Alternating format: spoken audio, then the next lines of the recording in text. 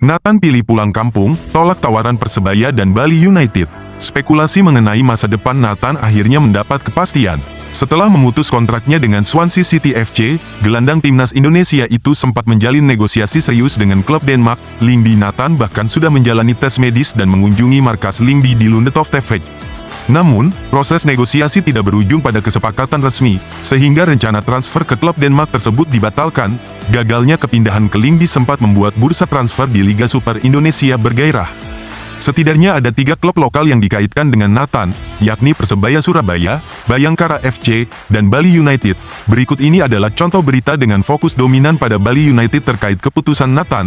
Harapan Bali United untuk mendatangkan pemain keturunan Belanda Indonesia, Nathan, harus pupus. Sang pemain dikabarkan memilih untuk pulang kampung ke Belanda setelah mempertimbangkan berbagai tawaran, termasuk dari klub Liga 1 seperti Bali United dan Persebaya Surabaya. Manajemen Bali United sebelumnya dikabarkan cukup serius memburu tanda tangan bek berusia 23 tahun tersebut. Kehadiran dinilai bisa memperkuat lini belakang Serdadu Tridatu jelang putaran kedua BRI Liga 1 2025-2026. Dengan pengalaman bermain di Eropa bersama Swansea City dan Heerenveen, Nathan dianggap sebagai sosok yang bisa menjadi pemimpin di lini belakang. Namun, keputusan mengejutkan datang dari sang pemain. Alih-alih menerima pinangan dari 2 klub besar Indonesia, Nathan memilih kembali ke kampung halamannya di Belanda, menyusul berakhirnya masa peminjamannya di Heerenveen. Keputusan ini disebut-sebut sebagai bagian dari rencana jangka panjangnya untuk kembali ke level kompetitif Eropa dan menjaga peluang memperkuat timnas Indonesia di ajang internasional. Bali United kini akan mengalihkan fokus pencarian pemain asing dan naturalisasi lainnya untuk memperkuat skuad mereka. Meski gagal merekrut Nathan, Bali United memastikan akan terus berburu talenta diaspora yang siap berkontribusi nyata bagi sepak bola Indonesia, khususnya di kompetisi domestik. Sosok Tidjman Gopel, gelandang Bali United jadi pemain termahal di Super League 2025-2026.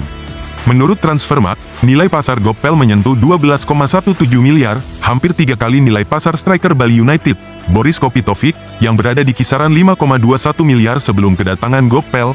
Dominasi nilai ini menempatkannya sebagai rekrutan asing unggulan dan pemain paling mahal di Super League musim ini. Tidjman Gopel memiliki market value senilai 12,17 miliar.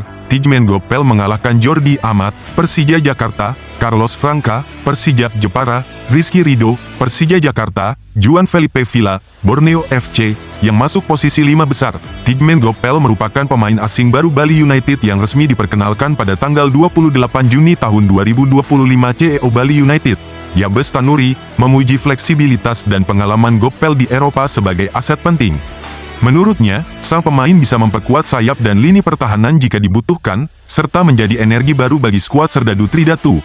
Gopel sendiri menegaskan ambisinya, "Saya ingin juara bersama tim ini," katanya saat diperkenalkan secara resmi.